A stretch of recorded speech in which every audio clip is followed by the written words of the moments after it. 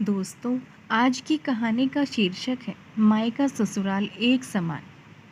दोस्तों, अगर आप हमारे चैनल पर नए हैं तो चैनल को सब्सक्राइब करना ना भूलिएगा।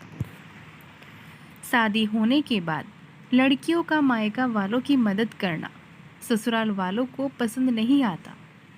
शादी होने के बाद लड़की को ससुराल और मायके दोनों परिवारों का जिम्मेदारियों का विचार करना पड़ता है। सोनल का रिश्ता तय हुआ और घर की बड़ी बेटी होने के कारण वो अच्छी पढ़ाई करके नौकरी कर रही थी।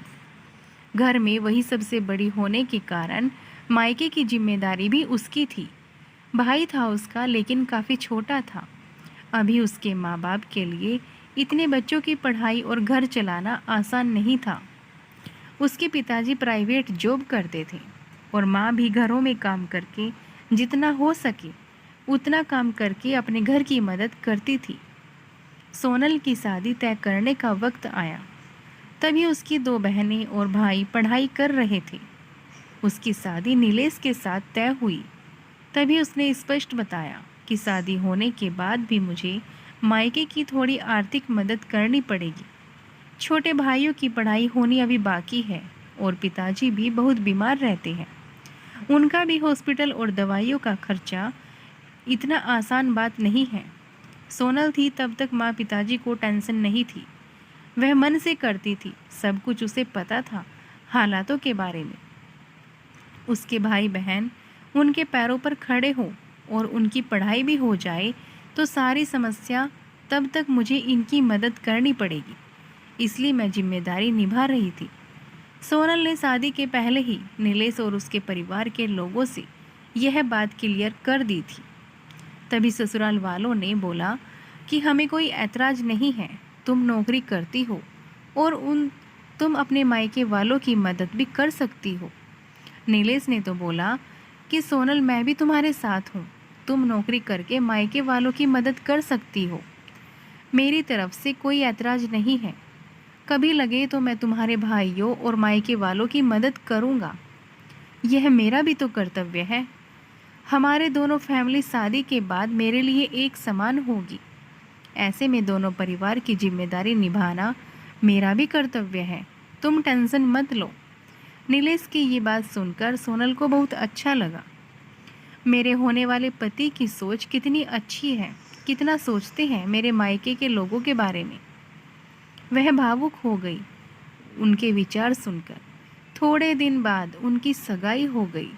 सोनल के मायके वालों ने सोनल की शादी सभी की उपस्थिति में की। हमारी बेटी को इतना अच्छा जीवन साथी मिला, यह देखकर सोनल के पिताजी खुश हो गए। सोनल ने शादी के पहले ही घर वालों को नीलेश के विचार बता दिए थे। उस वजह से घर वालों को लगता था कि सोनल नीलेश के साथ सुखी संसार कर सकती है। उसके ससुराल वाले भी अच्छे हैं। शादी होने के बाद सोनल घर और नौकरी की जिम्मेदारी अच्छे से निभा रही थी। इतना ही नहीं, नीलेश के आने जाने वाले मेहमानों का भी आदर और सम्मान करके अच्छा करती थी। हर एक जिम्मेदारी को वो अच्छे से निभा रही थी। ससुराल और मायका दोनों फैमिली को वह एक समान मानती थी। ससुराल के लोगों को तो उसने अपना बना लिया था। सब अच्छा चल रहा था, पर नया नया ही अच्छा था। बाद में उनका असली चेहरा, नीलेश और उसके घर वालों का स्वभाव सोनल के सामने आया। वह कहावत है ना, हाथी के दांत खाने के अलग और दिखाने के अलग होते हैं। ऐसे लोग थे वह। सोनल ससुराल वालों को भी पैसे देती थी, बचत भी करती थी, खर्च भी करती थी। उसे उसे भी वह अपना ही घर समझती थी। उसे सभी बातों की और जिम्मेदारियों का एहसास था, इसलिए खुद पर पैसे खर्च नहीं करती थी। ससुराल और खुद का सब करके वह थोड़ी मदद अपने भाइयों के लिए भी करती थी। उनकी पढ़ाई चालू थी। पढ़ाई मतलब थोड़े पैसे तो चाहिए थे, पर यह नीलेश को भी पसंद नहीं था। उसके मायके वालों को सोनल मदद करती थी, इसलिए नीलेश चिल्लाता था। ये वही आदमी था जिसने खुद शादी से पहले बोला था कि वक्त आने पर मैं भी मदद करूँगा। उसकी मदद की अपेक्षा सोनल को नहीं थी। उसने उसको कभी वैसा बोला ही नहीं, पैसे भी नहीं मांगे। उल्टा करके ससुराल वाले बोलते थे, तभी सोनल की माँ उससे बोली, सोनल, तुम्हारी भी गृहस्थी है, तुम्हारे पास से पैसे मांगने के लिए अच्छा नहीं लगता, पर परिस्थिति ही वैसी आ गई थी। उसकी माँ को बहुत बुरा लगता था। उसकी 2 नंबर की बहनें जॉब करने की शुरुआत, इसलिए अब उसका अपने मायके वालों को पैसे देना सास को बिल्कुल पसंद नहीं था। वह तो सभी को बताती थी कि सोनल जॉब करती है, सभी पैसे मायके में देती है। ऐसी आदि सच बातें सोनल को अच्छा नहीं लगता था, पर करे भी तो क्या। उसे भी पता था अपने मायके की परिस्थिति ठीक नहीं है। थोड़ी मदद की तो क्या हुआ, मुझे कहाँ जिंदगी भर मदद करनी है भला। आज न कल भाई की पढ़ाई पूरी होकर वो अच्छी नौकरी करेगा, माँ बाप की जिम्मेदारी अच्छे से निभाएगा, बहनें तो अपने ससुराल चली जाएंगी। ऐसा सोनल अपने मन को समझा रही थी।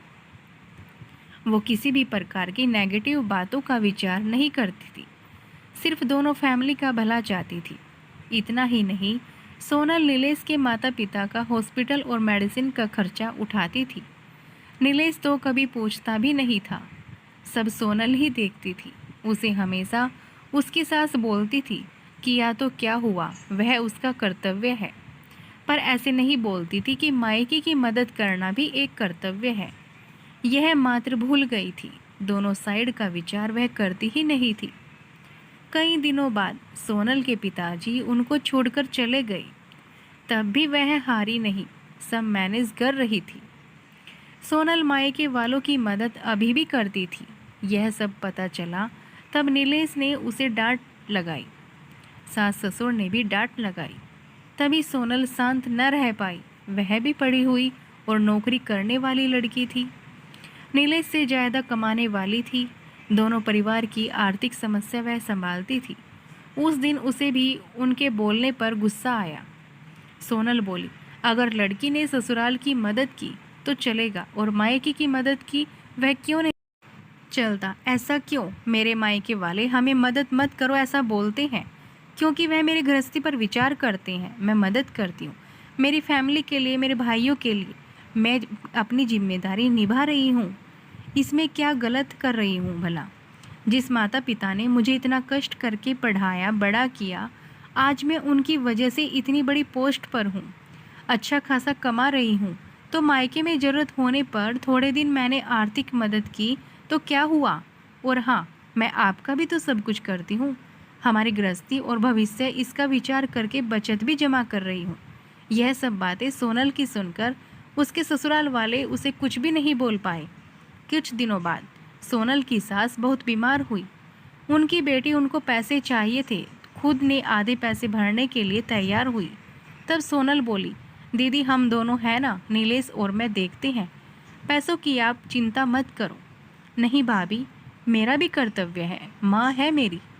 माँ बाप के लिए लड़का हो लड़की दोनों एक जैसे होते हैं, दोनों को साथ में बड़ा करते हैं। पढ़ाई नौकरी उनकी ही वजह से पूरी होती है, तो ऐसे वक्त में लड़की ने मदद की तो क्या हुआ? मैं भी नौकरी करती हूँ, मैं भी सेवा कर रही हूँ। यानी सोनल भी ऐसी ही सोच की थी। अपनी बहन की बातें सुनकर नीलेश और उसकी माँ बाप का सिर शर्म से झुक गया। वह बोली, शादी होने के बाद भी मायका लड़की के लिए पराया नहीं होता। लड़की ने भी कभी तो मायके की जिम्मेदारी ली या अपने माता पिता के लिए कुछ किया तो कुछ बिगड़ नहीं जाता। यही बात सोनल कितने दिनों से बोल रही थी, तभी उसके सास को ये बात अच्छी नहीं लगती थी। यही बात बेटी ने बोली और उसने की हुई मदद, यह सब देखकर हमने सोनल के साथ अच्छा बर्ताव नहीं किया। उससे उसकी सास को पछतावा होने लगा। नीलेश को भी बहुत बुरा लगा। दोनों ने सोनल से माफ़ी मांगी, क्योंकि उनको भी समझ में आ गया कि शादी होने के बाद लड़की की मायके की जिम्मेदारी, कर्तव्य भूला नहीं जाता। वह खुद के पैर पर खड़ी होगी, नौकरी कर रही होगी, मायके की परिस्थिति अच्छी नहीं होगी, मायके में भी कभी भी मदद की ज़रूरत होगी तो मदद देनी चाहिए। ऐसे वक्त लड़की ने मदद करना, यह उसका कर्तव्य होता है।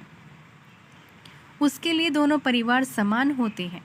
इन सब में सिर्फ उसको ससुराल वालों ने समझ के उनका साथ देना चाहिए, यही उनकी अपेक्षा रहती है। शादी हो गई, इसलिए मायका उसके लिए महत्व का नहीं, ऐसा भी नहीं है ना। लड़की की ससुराल के प्रति जिम्मेदारी होती है, वैसे ही मायके की जिम्मेदारी भी होती है। दोस्तों, मायका और ससुराल दोनों एक समान होते हैं। आपको ये कहानी कैसी लगी, हमें कमेंट कर ज़रूर बताइएगा। फिर मिलते हैं ऐसी ही नई कहानी के साथ, तब तक के लिए नमस्कार। चैनल को लाइक, शेयर और सब्सक्राइब करना ना भूलिएगा। Thanks for watching, bye.